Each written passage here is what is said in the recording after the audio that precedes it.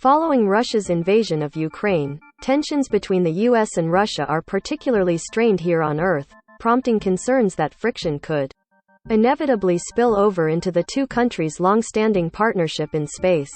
For now, both NASA and Russia say they are still working together to keep the International Space Station operational, as they've done during past international turmoil. Russia is, by and large, the United States' biggest working partner in space. NASA and Russia's State Space Corporation, Roscosmos, jointly operate the ISS, an orbiting laboratory that has become the primary space destination for astronauts hailing from America, Russia, and other nations across the globe. Roscosmos and NASA have been working together on the ISS for nearly 3 decades now, but the US-Russian partnership goes back even further than that.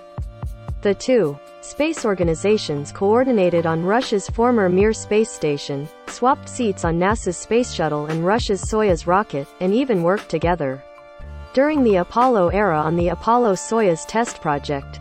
For now, both NASA and Russia say they are still working together. Since the space partnership has been a lengthy one, this is certainly not the first time that Russia and the US have clashed on the ground while continuing to work together in space. NASA and Roscosmos have continued to cooperate on the ISS during the 2014 invasion of Crimea and even after Russia blew up its own satellite, creating debris that threatened the ISS. Consistent communication between the two organizations is paramount for the safety of the ISS crew. Even when tensions flare, we've been able to keep it compartmentalized for so long, Todd Harrison, director of the Aerospace Security Project at the Center for Strategic and International Studies, tells The Verge. And there's a value to having that relationship between the US and Russia. Currently, 7 people are living on board the International Space Station, including 4 NASA astronauts and 2 Russian cosmonauts. NASA says that nothing has changed regarding the schedule of the ISS. NASA continues working with the State Space Corporation Roscosmos, and our other international partners in Canada, Europe, and Japan to maintain safe and continuous International Space Station operations. Josh Finch, a spokesperson for NASA, emailed to The Verge in a statement a few hours before the invasion began. NASA and its international partners have maintained a continuous and productive human presence aboard the International Space Station for more than 21 years. However, there may be more options for NASA to distance itself from the Russian Space Corporation as the situation becomes more dire on the ground, especially since the dynamic between the organizations has significantly evolved in recent years. It's not really an option to just not be in contact about the ISS. Makina Young, an associate fellow with the Aerospace Security Project at CSIS, tells The Verge. But basically anything else I think is up for delays are. It's not really an option to just not be in contact about the ISS. On a more superficial level, it seems likely that any planned trips to Russia or other pleasantries between NASA and Roscosmos will be delayed or cancelled. Despite reports that NASA Administrator Bill Nelson would be taking a trip to Russia to discuss ISS operations, NASA Press Secretary Jackie McGinnis confirmed to The Verge that there is no trip currently planned. At the level of exchanges of dignitaries or attending conferences, I would guess that you'll see a reduction. David Burbach, a professor at the U.S. Naval War College who teaches space security and international relations, tells The Verge. Perhaps the most analogous situation to current events occurred back in 2014 when Russia invaded Crimea. At the time, NASA sent out a memo to employees, telling them to suspend contact with Russian government representatives.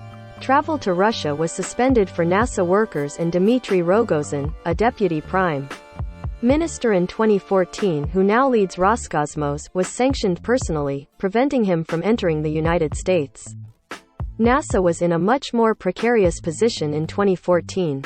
The space agency had just retired the Space Shuttle in 2011, and without the vehicle, NASA didn't have a way to deliver people to space. So, for years, NASA relied on Russia's Soyuz rocket to get its astronauts to and from the International Space Station. While NASA could take some actions, the agency couldn't completely distance itself from Russia during the Crimea invasion, as the agency needed Roscosmos in a fundamental way. The situation is much different now. In 2020, SpaceX successfully launched 2 NASA astronauts to the ISS on the company's Crew Dragon, demonstrating that it could deliver people to and from space for the agency.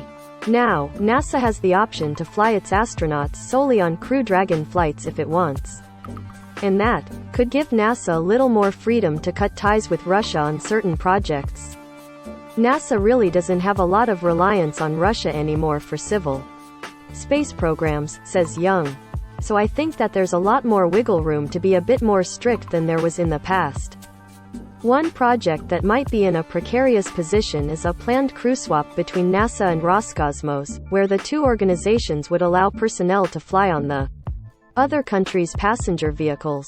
While NASA has continued flying its astronauts on the Russian Soyuz rocket, Russian cosmonauts have not yet flown on SpaceX's Crew Dragon. Lately, Roscosmos had begun warming to the idea, and the two organizations are in the midst of finalizing that arrangement, though nothing has been officially signed. In December, Rogozin announced that Russian cosmonaut Anna Kakina would fly on a SpaceX Crew Dragon in the fall of 2022 as part of the crew swap.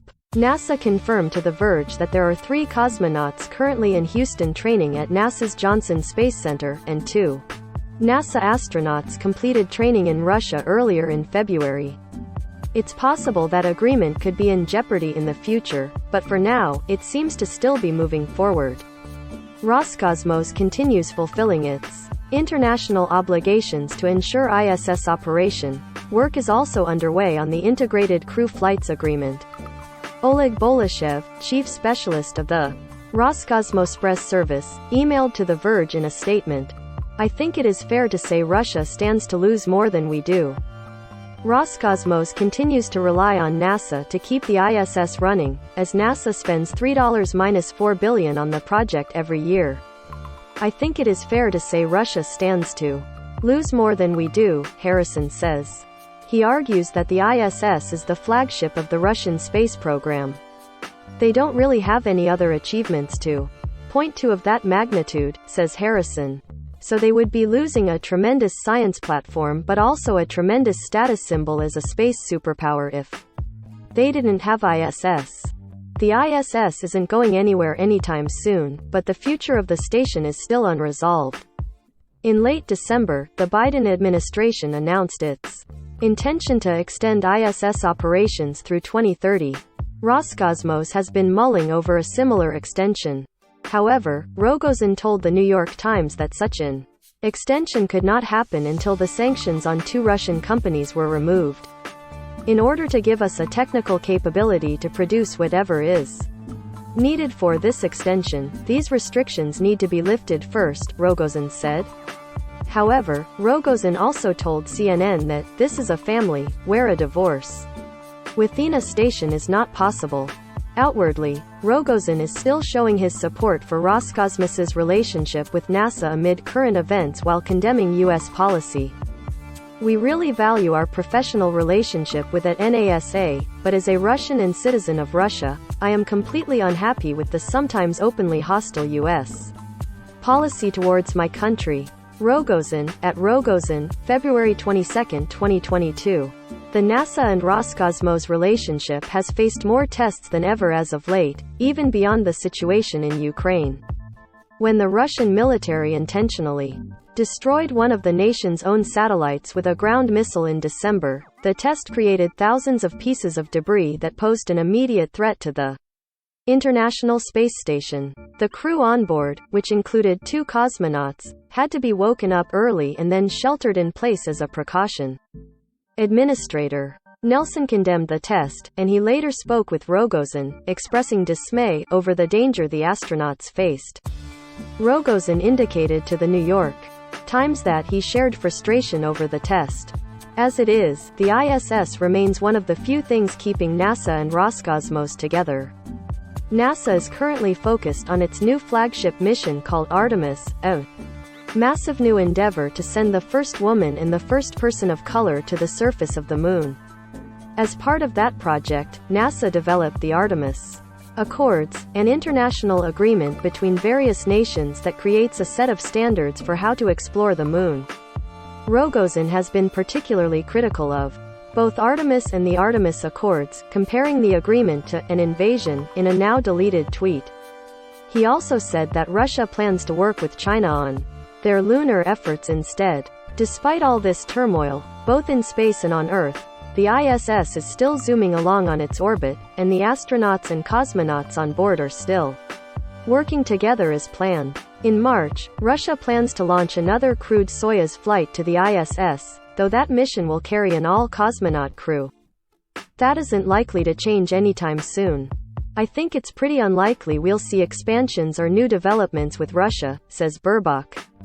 But I don't think that the nuclear option with ISS, I don't think we're going to see that.